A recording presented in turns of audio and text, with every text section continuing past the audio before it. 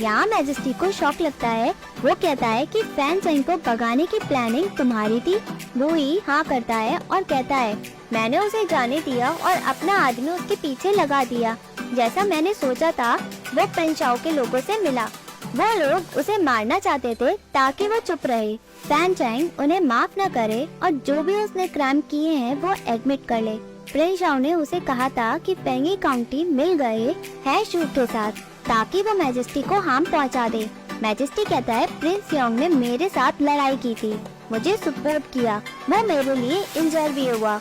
मुझे नहीं लगता वो इन सब का मास्टरमाइंड है। हम फैंग चैंग की बातों को ट्रस्ट नहीं कर सकते। वही कहता है मैंने इन्वेस्टिगेट किया, जो लोग मर गए थे वो सभी पेंगी काउंटी से थे। मुझे लगता नहीं है फैंग चैंग झूठ बोल रहा है।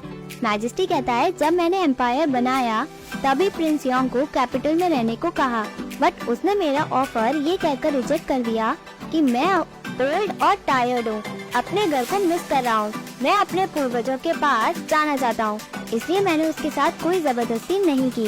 इसलिए मैंने उसके बेटे को यहाँ का प्रिंस बनाया और उसे पे भी किया। क्या मैंने उसके साथ सही नहीं किया? वही कहता है लालची का पेट कभी भी भर नहीं सकता है। मैजेस्टी कहता है जो कुछ भी हुआ क्या उसके यूजलेस बेटे ने किया? क्यों उसने ऑर्डिनेंस सप्लाई की चोरी की है, इसलिए उसने फैंग चैंग को झूठ बोला। उसे तो कुछ पता ही ना हो कि उसके बेटे ने क्या कांड किए हैं। वही मैजेस्टी को अच्छा बताता है और कहता है आप लोगों पे अंधा विश्वास नहीं कर सकते हैं। अगर आपको जानना है कि प्रिंस योंग को इसके बारे में पता है या नहीं, आप उन्हें यहाँ कैपिटल में बुला सकते हैं। मैजेस्टी कहता है जिसने ये कांड किए हैं वो कहाँ है? वही कहता है कि उसका प्लान फेल हो गया था, इसलिए वो वापस चला गया। मैजेस्टी कहता है वो तो शादी के लिए गया है ना, व्हाट अ कोइंसिडेंस। वह उसकी होने वाली वाइफ के बारे में पूछता है। वही बताता है कि कालवरी जनरल ही योंग की बेटी ही जर्जन है। मैजेस्टी शॉक में चला जाता है और कहता है क्या वो और प्रिंस योंग एक साथ है क्या? वही कहता है जनरल ही आपके टुवर्ड्स लॉयल हैं, उन्हें पता ही नहीं कि प्रिंस योंग और उनका बेटा आपके खिलाफ है। मैजेस्टी कहता है तुम सभी प्रिंस योंग के आदमी को हटाओ, मैं उन्हें कैपिटल में बुलाता हूँ। देखते हैं कि वो मेरी बात मानते हैं या नहीं। वही वहाँ से चला जाता है। मैजेस्टी कहता है कि ही जाओजुन तो नाम सुना सुना सा लग रहा है। उन्नत का बताता है जिसने लू याओ के साथ अपनी एंगेजमेंट तोड़ी है वो ही जाओजुन है, लेकिन अब लू याओ शाओशेंग से शादी कर रहा है। मैजेस्टी गुस्से में आता है और कहता है कि प्रिंस शाओ ने अगर ही जाओजुन को पटाया नहीं होता तो लू याओ उसे नहीं ले जाता, जिसे बुई पसंद करता है। अब मेरा बुई अकेला ही रहेगा। वो प्रिंस शाओ को मरने लायक बताता है। यहाँ शाओ युआनी कहती है कि युआन शैन सिर्फ टीचर बनने आया था, क्या उसने कुछ कहा था? चेंग शी मना करता है और कहता है उसने तो सिर्फ बात की थी गर्मी में ठंडा पानी पीने के लिए। शाओ युआनी कहती है कि वो इतना नॉलेजेबल पर्सन है तो वो यहाँ टीचर क्यों बनना चाहता है?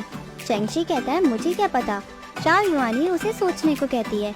चेंग शी अंदाजा लगाता है और कहता है कि युआन शैन शाओशेंग में इंटरेस्टेड तो नहीं है। चेंग शी शाओशेंग के पास जाकर पूछता है तुम बताओ तुम इतने दिनों से किस किस से मिली हो? शाओशेंग कहती है क्या आपको युआन शैन के बारे में जानना है? चेंग शी पूछता है कि तुम उसे कब से जानती हो, कितनी बार मिली हो, क्या बात हुई है तुम्हारे बीच में? शाओशेंग कहती है मैं उससे 5 से 8 बार मिली थी, बट मैं प्रॉमिस करती हूँ मेरा उससे कोई लेना देना नहीं है। शाओ युआनी कहती है युआन शैन तुम्हारा टीचर बनने में इतना इंटरेस्टेड क्यों है? शाओशेंग कहती है वो शातिर और चालाक है, उसका कोई जरूर मोटिव होगा, इसलिए वो यहाँ टीचर बनना चाहता है। वो कहती है कि मदर और फादर आप तो पढ़े लिखे हो, भाइयों को आप क्यों नहीं पढ़ा देते? बाहर के लोगों की जरूरत नहीं है। चेंग शी कहता है हमेशा याओ के बारे में बात मत करो, लू याओ तुमसे बेहतर है। शाओशेंग कहती है आप उसकी साइड ले रहे हो। आज आपने देखा मेरे होने वाली सास मुझसे कितनी खुश थी, मैं लू फैमिली में अच्छे से रहूंगी। शाओ युआनी कहती है कि ही जाओजुन को वो पसंद नहीं करती है, उसी की वजह से लू याओ की शादी टूटी और लू फैमिली की बेइज्जती हुई, इसलिए वो तुम्हें पसंद करती है। इतना खुश होने की कोई भी जरूरत नहीं है। कल हम लू फैमिली में जाकर कुछ गिफ्ट वापस कर देंगे। कल तुम खुद ही देख लेना लू याओ की फैमिली कैसी है।